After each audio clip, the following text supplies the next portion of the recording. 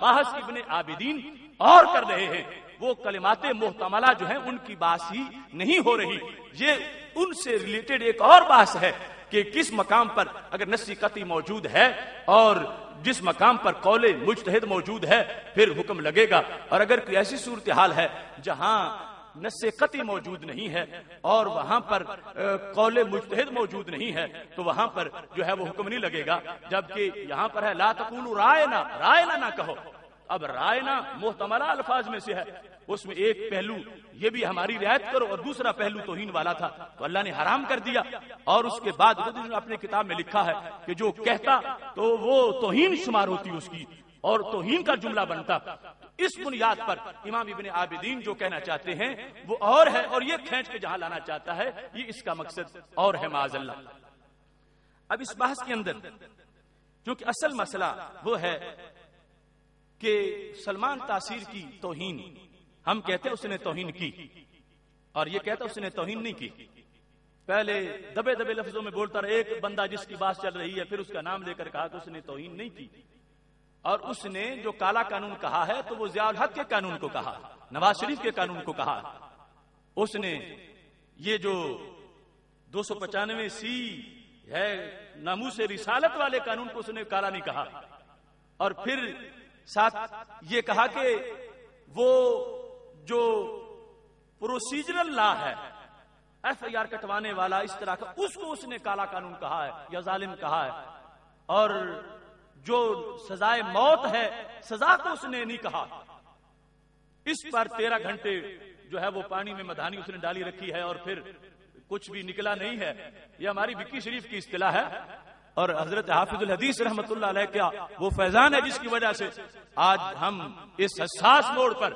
ان لوگوں کا مواخذہ کرنا چاہتے ہیں کہ ابھی فکر رضا کے حامل لوگ موجود ہیں اور انشاءاللہ قیامت تک فکر رضا کے ڈنکے بجتے رہیں گے۔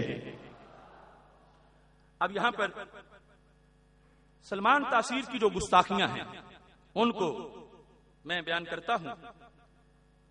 اس نے 22 نومبر 2010 رات کے وقت 11 سے 12 بجے کا جو پروگرام تھا دنیا ٹی وی کا، جس میں نجم سیٹھی اور منیف فاروق اینکر تھے، اس پروگرام کے اندر اس نے یہ کہا تھا،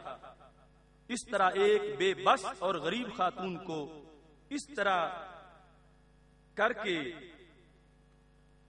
کہتا ہے کہ قوانین، اس طرح کے قوانین کے تحت اس کو نشانہ بنا کر اس کو موت کی سزا سنانا، یہ تو ہمیں پاکستان میں کیا کرے گی بلکہ دیگر ملکوں میں یہ ہمارا مذاق بن گیا۔ تو یہاں پر اس نے سزا کا جو لفظ ہے، جو باقاعدہ 1.5 سال تک آسیہ کی تفتیش ہوئی اور جج نے اس کے بعد سزائے موت کا فیصلہ کیا، اور خود اس نے باقاعدہ اقرار بھی کیا تھا اور اس کو چھڑانے کے لیے گیا، اور اس کے بعد اس نے سزا کے لحاظ سے یہ لفظ استعمال کیے ہیں۔ اس کے علاوہ اس نے کہا کہ جب تک اس قانون کے بارے میں کوئی فیصلہ نہیں ہوتا اس وقت تک ہم یہ پیغام دینا چاہتے ہیں کہ اقلیتوں کے خلاف اس طرح کے ظالم فیصلے نہیں ہونے چاہیے، ظالم فیصلے۔ یہ بھی اسی پروگرام کے اندر اس نے کہا تھا۔ اس کے سوا انگلش اخبار کے اندر اس کا یہ بیان موجود ہے، 23 دسمبر 2010 نیوز لائن میگزین میں اس کے یہ جملے موجود ہیں، if you want my personal opinion I do not like the law at all۔ اگر تم میری ذاتی رائے چاہتے ہو تو میں اس قانون کو بالکل پسند نہیں کرتا۔ لا کا لفظ لا اس نے بولا کہ میں اس قانون کو بالکل پسند نہیں کرتا،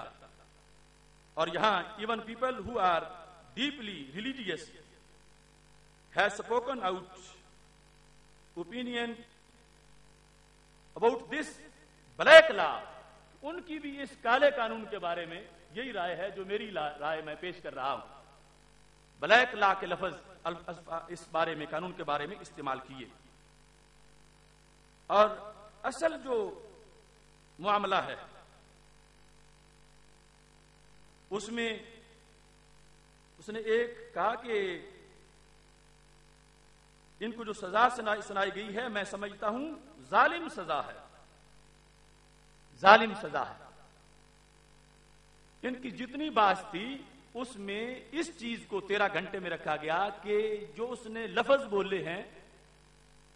اس میں اس نے ضیاء کے قانون کو کالا کہا، نواز شریف کے قانون کو کالا کہا۔ تو بات سوچنے کی ہے وہ جو قانون ہے اس میں کس جگہ ضیاء کا نام لکھا ہوا ہے اور کس جگہ نواز شریف کا نام لکھا ہوا ہے۔ ایک اشتہار پر کسی کا نام لکھا ہو، نیچے چھاپنے والے کا نام لکھا ہو، اگر اس اشتہار کو پھاڑا جائے تو کس کی توہین سمجھی جائے گی؟ چھاپنے والے کی کوئی نہیں سمجھے گا، کہے گا کہ نام تھا جس کا اس لیڈر کی توہین ہو گئی ہے۔ اب لوگ کہتے ہیں ضیاء کا قانون ہے، ضیاء کا قانون ہے، میں کہتا ہوں ضیائی نہیں، مصطفی قانون ہے، مصطفی قانون ہے۔ عرش سے یہ قانون آیا، عرشی قانون ہے، اور اس کے اندر اب ایک کاغذ پہ کوئی شخص لکھ دے اللہ ایک ہے، دوسرا کہے کہ چونکہ اس نے لکھا ہے میں نہیں مانتا۔ اللہ ایک ہے کا جو مضمون ہے وہ تو اللہ کے کلام کا مضمون ہے، لکھنے والا جو بھی ہو ہم نے اس کاغذ کا احترام کرنا ہے کیونکہ اس میں اللہ کا کلام اس کا مضمون لکھا ہوا ہے، اس کا ترجمہ لکھا ہوا ہے۔ اس واسطے 295C یہ قانون ہمیں نہیں غرض جس نے بھی بنایا ہو، یہ تعلیمات عرش الہی کی ہیں، تعلیمات قرآن و سنت کی ہیں، اور پھر بات ہمارے نبی علیہ الصلوۃ والسلام کی ذات کی ہے کہ جن کی طرف منسوب نالین شریف کی توہین بھی کفر بنے، ان کی ذات کے قانون کے بارے میں آگے کس میں بنانا؟ اس گستاخ بے غیرت کو شرم نہیں آئی جس نے کالا قانون کہا؟ کیا اس نے اس وقت اس میں کوئی تفصیل کی؟ اس نے جو لفظ بولا میں آگے دلیل دوں گا کہ صراحتاً کفر پر دلالت کرتا ہے، اور اگر اس کے کہنے پر کنایاتن ہے تو خود لکھا ہوا کنایاتن بھی جو کرے وہ کفر ہوتا، اور نیت پوچھی نہیں جاتی، اور توبہ کی مہلت نہیں دی جاتی، اور عوام میں بھی جسے ملے اس کو قتل کر دے۔ یہ ساری باتیں اپنی کتاب تحفظ ناموس رسالت میں اس شخص نے لکھی ہوئی ہیں۔ جہاں تک قانون کا تعلق ہے میں تمہیں پڑھ کے سنا دیتا ہوں جو میرے پاس یہ پاکستان پینل کوڈ یہ کتاب موجود ہے، اس میں لکھا ہے 295C use of derogatory remark etc. in respect of the holy prophet, however by words either spoken or written or by visible representation or by any imposition, innuendo or insinuation directly or indirectly defiles the sacred name of the holy prophet Muhammad, peace be upon him, sallallahu alaihi wasallam, shall be punished with death or imprisonment for life and shall also be liable to fine. یہ پورا قانون ہے، اور اس قانون میں کہیں ضیاء کا نام نہیں ہے اور کہیں نواز شریف کا نام نہیں ہے، اور اس کی ٹرانسلیشن بھی تمہیں اس مجموعہ تعزیرات پاکستان سے پڑھ کے سنا دیتا ہوں تاکہ کسی کو شک نہ رہے کہ کس قانون کے بارے میں اور کس ذات کے بارے میں یہ لفظ موجود ہیں۔ مطلقاً جس وقت یہ الفاظ 295C بولے جاتے ہیں تو اس سے مراد کیا ہے؟ ٹیکسٹ قانون کا میں نے پڑھا تمہارے سامنے متن، اور اب وہ متن اس سے پڑھ رہا ہوں۔ رسول اکرم صلی اللہ علیہ وسلم کی بابت خلاف شان الفاظ استعمال کرنا، جو کوئی الفاظ سے خواب منہ سے بولے جائیں یا لکھے گئے ہوں یا نظر آنے والے نمونوں سے یا کسی اتہام چالاکی یا کنایا سے بلا واسطہ یا بالواسطہ مقدس پیغمبر حضرت محمد صلی اللہ علیہ وسلم کے متبرک نام کی بے حرمتی کرے تو اسے موت کی سزا دی جائے گی، موت یا عمر قید کی سزا دی جائے گی، اور جرمانہ کا بھی مستوجب ہوگا۔ تو یہاں پر یہ پورے ٹیکسٹ میں نام ذکر نہیں کہ یہ کوئی ضیاء الحق کی تقدیس کا قانون ہے اور نواز شریف کی عزت کا قانون ہے، یہ قانون میرے نبی علیہ السلام کی عزت کا ہے۔ تو کون ہوتا ہے جو اس قانون کو معاذ اللہ کالا کہے، ظالم کہے، اور اس میں جو سزا لکھی اس سزا کو ظالم کہے؟ اور پھر کتنی دکھ کی بات ہے ایسے کہنے والے کی پھر آگے وکالت کی جائے اور اس کی حمایت کی جائے اور اس کو بچانے کی کوشش کی جائے۔ اس سلسلہ میں اس شخص نے بات جو کی تھی تو وہ سزا کی بات تھی، جو قرآن و سنت نے دی ہے موت کی سزا، کیونکہ اس نے دوسرے مقام پر یہ لفظ بولے تھے کہ میں آسیہ بی بی کو جو چھڑانے گیا ہوں تو اس نے کہا ہم مذہب کو بیچ میں لانے نہیں چاہتے، میں تو انسانی حقوق کے لیے گیا۔ اب کیا مذہب کو بیچ میں جو لانا نہیں چاہتا تو کیا مذہب ضیاء الحق کا بنا ہوا، کیا مذہب نواز شریف کا بنا ہوا؟ اس نے توہین رسالت کے جرم پر موت کی سزا جو مذہب میں تھی اس کو مسترد کیا، اور مذہب کے مقابلے میں اس نے انسانیت کو ترجیح دی۔ تو اس نے معاذ اللہ یہ کہہ دیا کہ اسلام انسانیت کے تقاضے پورے نہیں کر سکتا، اسلام جو ہے وہ اس کے نزدیک انسانیت کے خلاف ہے، انسانی حقوق اسلام دے نہیں سکتا۔ کہتا مذہب کے لیے نہیں گیا، میں تو انسانیت کے لیے گیا ہوں۔ اب مذہب کو مسترد کیا تو مذہب میں کیا تیار ہوتی ہے؟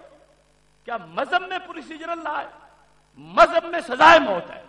اور اس نے مذہب کا لفظ بول کر اس سزا کو مسترد کیا جو سزا قرآن و سنت نے دی ہے۔ گستاخی رسول پر جو سزا ہے اس کو اس نے مسترد کیا، اور جو قرآن مجید کے حکم کو، سنت کے حکم کو مسترد کر رہا ہے وہ ایک علیحدہ کفر ہے، اور جو اسلام مذہب کی جو توہین کر رہا ہے وہ علیحدہ ہے۔ لیکن اس لفظ مذہب سے یہ پتا چل گیا کہ وہ کوئی صرف ایف آئی آر کٹوانے یا پروسیجر کے خلاف نہیں تھا، اس کے خلاف تو تھا ہی، وہ سزا کے خلاف تھا، کیونکہ اس نے یہ کہہ دیا میں تو انسانیت کے لیے آیا ہوں، میں مذہب کو بیچ میں لانے نہیں چاہتا۔ جہاں مذہب کہے کہ گستاخ کو سزا دو اور کوئی کہے میں اس مذہب کو لانے نہیں چاہتا، تو وہ منکر مذہب بن گیا۔ اس نے توہین کو جائز قرار دینے کے لیے انسانیت کو اپنے ہاتھ میں لیا کہ انسانیت یہ کہہ رہی ہے۔ اس نے کتنا بڑا جرم کیا ہے، اور ایسے سارے جرائم پر جو اتنی اعلانیہ صراحتاً اس کی گستاخیاں ہیں، اس پر جو پردہ ڈالنے کے لیے آ جائے، مجھے پتہ نہیں چل رہا کہ اس شخص کے دماغ میں کیا ہے، یا ہوا کیا ہے، یا کون کروا رہا ہے، اور کیا ظلم اس وقت ڈھایا جا رہا ہے۔ اتنی واضح گستاخیاں موجود ہیں اور صریح گستاخیاں موجود ہیں، اور جو پہلے فتوے انہی کے تھے ان کے لحاظ سے وہ واجب القتل بھی بنتا ہے اور کئی لحاظ سے بنتا ہے، اور اب سب کچھ پہ معاذ اللہ وہ چاہتے ہیں آپ اپنے پاور کے زور پر، غنڈہ گردی کے زور پر، دہشت گردی کے زور پر، اور اپنے پیسے کے بلبوتے پر اس کو دبا جائیں۔ ہرگز ایسا نہیں ہوگا۔ جو کل بھی حق تھا آج بھی حق ہے، اور صفہ سے لے کر یا رسول اللہ صلی اللہ علیہ وسلم مسجد تک جو حق ہے اس حق کے لیے سر کٹا سکتے ہیں، مگر حق کو کسی کو چھپانے نہیں دیں گے۔ اس سلسلہ میں گورنر کی گستاخیاں میں اس کی زبان سے تمہارے سامنے پیش کروا دیتا ہوں، تو کہ نقل کفر نہ باشد، تاکہ کسی کو شک نہ رہے کہ یہ خواہ گورنر کے پیچھے لگا دیا انہوں نے۔ نمبر 1، گورنر صاحب ایک قانون آپ کی جماعت کے سربراہ نے بھی بنایا تھا 1970s میں، جس میں احمدیوں کو غیر مسلم قرار دے دیا گیا تھا، اس قانون کے بارے میں آپ کا کیا خیال ہے؟ وہ قانون بائی دی وے وہ ساری اسمبلی نے پاس کیا تھا، اور وہ جماعتی بنیادوں پہ نہیں پاس ہوا، اور وہ جو اس وقت ANP ہے انہوں نے بھی اس کو سپورٹ کیا۔ میں سمجھتا ہوں وہ ایک اگین انسانی قانون ہے، وہ کو خدا کا قانون نہیں ہے۔ اگر